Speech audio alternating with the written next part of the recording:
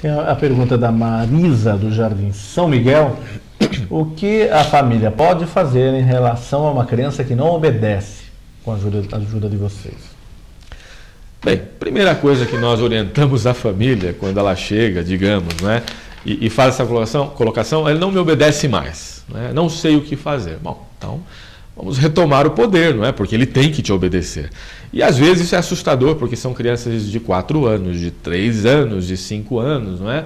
E nós tentamos deixar muito bem claro de que isso é uma ação do pai e da mãe. Isso é um problema deles, né? Com todo respeito, claro. Eles precisam tomar o controle. Então, e não a criança. E a criança, percebendo que eles estão inoperantes, lógico, ela vai, no universo de criança, assumir o controle. E isso vai ser desastroso, né? Isso é cruel. 3 ou 4 anos os pais perderem o controle. Sim, não tenha dúvida. Isso é cruel, isso é o surrealismo, isso Exato. É fora de padrão. Exato. Às vezes até, veja, doutor, é preciso a gente dar uns chacoalhões, né, no bom sentido nos pais, falar, olha, acorde, não é? Porque se hoje com 4 anos é assim, imagine com 14, com 16, então aí será muito pior, para evitar comentários, né? Mas, Douglas, só é assim porque esses pais permitem. Com certeza, não tem. Porque esses pais estão desestruturados. Exato. Que esses pais não têm a mesma linguagem, que esses pais já estão convivendo no ocaso do relacionamento. Sim. Aí filho é produto. Aí você fala, mas ele não me obedece. Como vai obedecer? Exato. Deus do céu. Isso É acontece, querer terceirizar filho. Olha, o problema é meu, mas o conselho tutelar que vai tomar conta. Viu, conselheiro? Você toma conta porque o problema, eu só coloquei no mundo o problema. Vocês é que tem que... Vocês assumem. Vocês assumem. Que isso? E na verdade não é assim. A gente deixa muito claro, inclusive, é importante até, né, todos que estão aí nos assistindo, né, quantos pais, quantas mães, não é, entenderem que a ação é deles. Eles precisam tomar o controle e entender que criança não é adulto, você não lida com criança como se fosse um adulto, né? Então às vezes é preciso uns tapinhas, às vezes sim, é preciso uma conversa na linguagem da criança, explicando para ela que aquilo pode, aquilo não pode, não é? Que ela tem que respeitar, que ela tem que obedecer.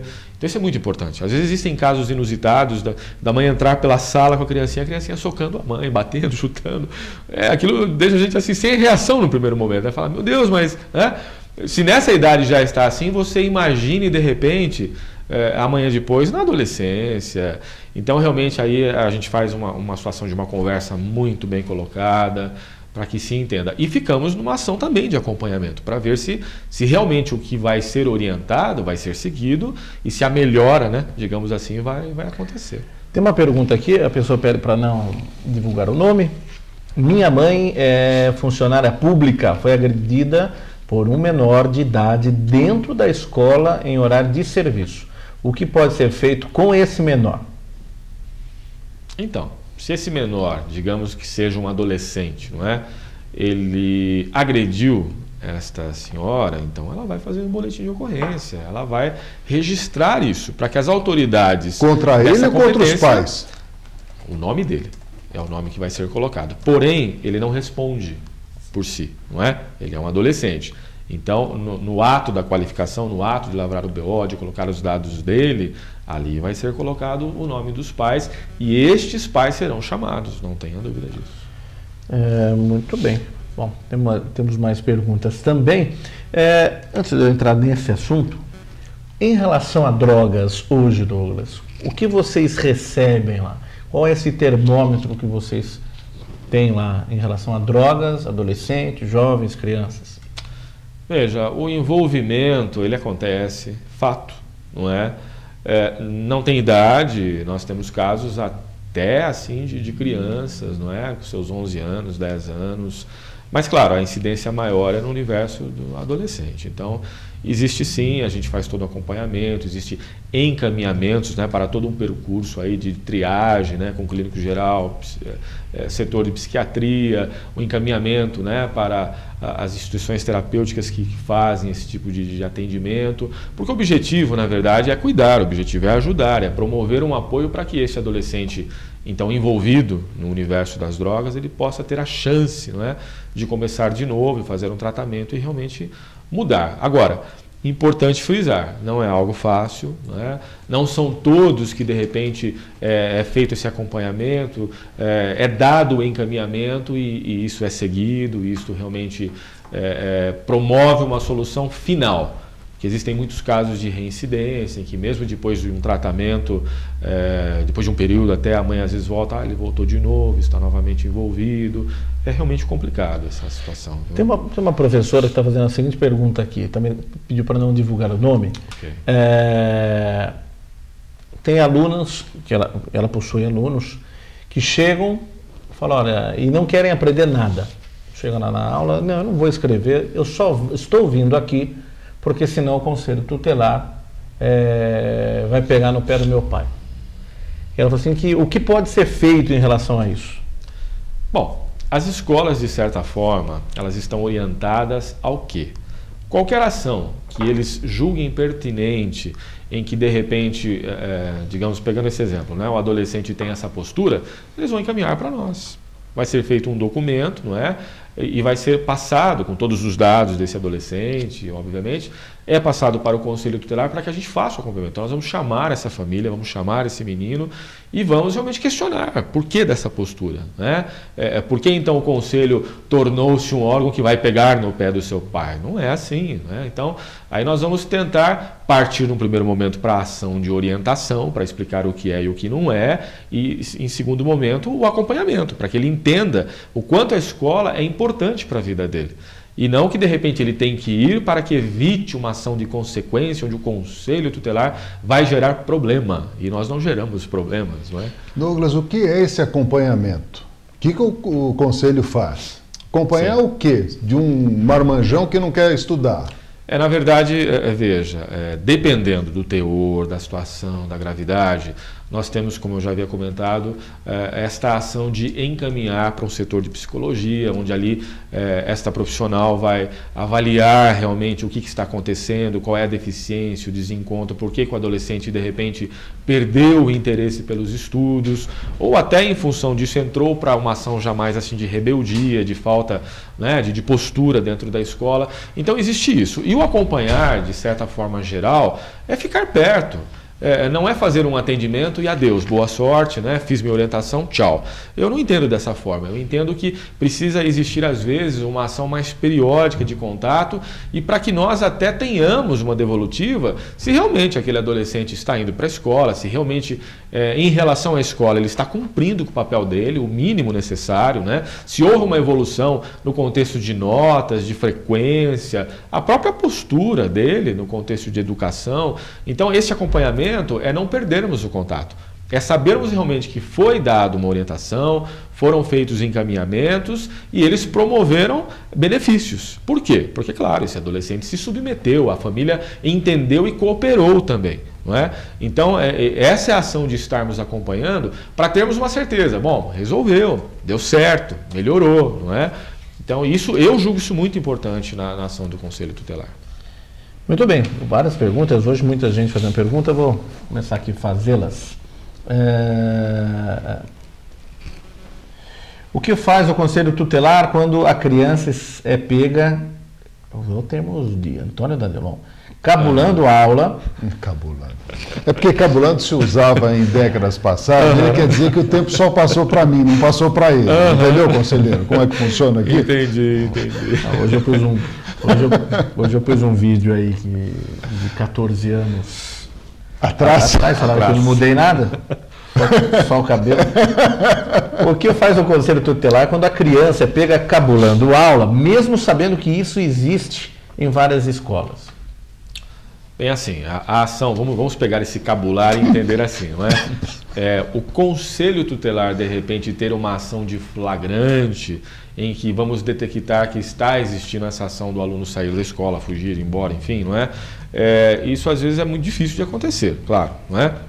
O que acontece é assim, a escola tem a ação de colher, não é, nos seus registros ali, que tal adolescente, às vezes até a criança, está em ação de fugir da escola ou não está indo para a escola, e às vezes os pais estão crentes que ele está indo. Nós temos hoje no Conselho a ação das evasões escolares, não é? E até ontem mesmo eu fiz essa situação com 20 pais, né, acompanhados dos filhos faltosos, né, esses evadidos e tal.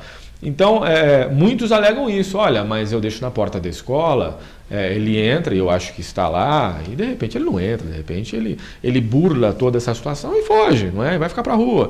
Então, nós tentamos sim, pós-detectado esta ação desses alunos faltosos ou que tem essa ação de cabularem, não é? As aulas, nós vamos trazer para o conselho e vamos tomar as medidas cabíveis, né? Que hoje, inclusive, é importante falar isso para todos ouvirem, não é? Tem toda uma ação mais assim efetiva de realmente chamar os pais à responsabilidade, não é? Então, veja, existe uma ação em que documentos são encaminhados para o Conselho Tutelar, ao mesmo tempo são encaminhados para a Promotoria da Infância. Então, veja, hoje existem punições, sim, para esses pais. E há sempre aquele questionamento, mas por que os pais é que têm que serem punidos? E não os filhos? Porque incumbe aos pais o dever de, não é? Isso está no artigo 22. Então, é muito importante eles entenderem que às vezes o filho está cometendo a ação e eles querem que o filho seja punido. Mas a lei não interpreta dessa forma. Eles é que vão responder. A Maria Cecília de Atibaia, obrigado a sua participação aí assistindo pela NET Canal 25. Se a falta de autoridade dos pais não é culpa, ou ligada pela terceirização da educação do país? Me ajuda aí, Danilo, eu não entendi. Se a falta de autoridade dos pais não é culpa ou ligada pela terceirização da educação dos pais. É mais ou menos assim, acredito eu. Será que não se terceiriza a educação? Quer dizer, os pais lavam-se as mãos e digam, olha, é a escola que tem essa responsabilidade, essa função, talvez, de educar, quando que, primariamente, eu é que tenho que dar o exemplo, eu que tenho que educar. Sim. Creio que seja esta, talvez, a indagação. Eu acredito, veja, doutor,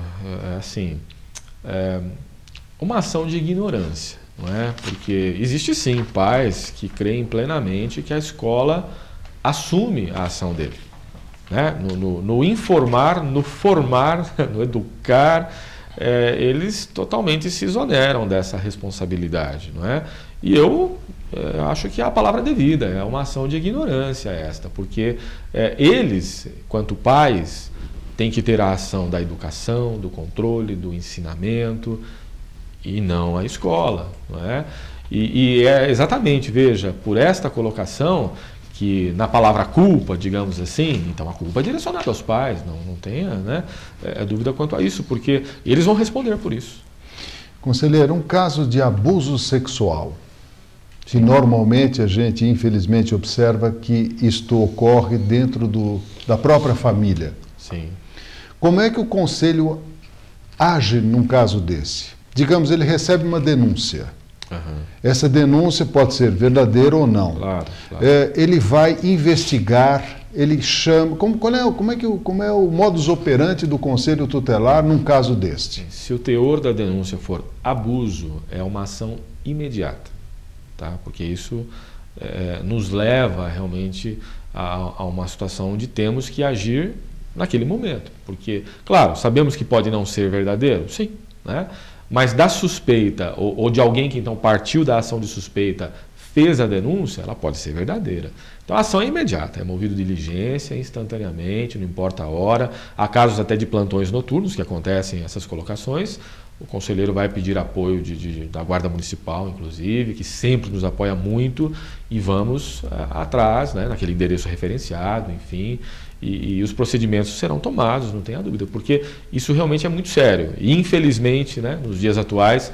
Acontece com frequência? Sim, temos nos deparado com uma certa frequência de casos nesse contexto aí, viu? É muito sério isso. Eu tenho bastante perguntas aqui, continue fazendo, ou pelo e-mail que você vê aí na tela, tá bom? Pode participar, ou pelo telefone 2277-0905, eu tenho que fazer uma outra parada, e por um rápido intervalo, já nós voltamos ao lado de Antônio Danelon, psicólogo. Estamos entrevistando hoje o conselheiro tutelar Douglas Alves. Nós estamos falando de vários assuntos, aqui já entraram bastante, tem gente falando que tem gravação de vídeo, maltratando alunos. Já a gente vai falar bastante disso. Um rápido intervalo, voltamos já com o programa Coletiva de Imprensa ao vivo nesta quinta-feira.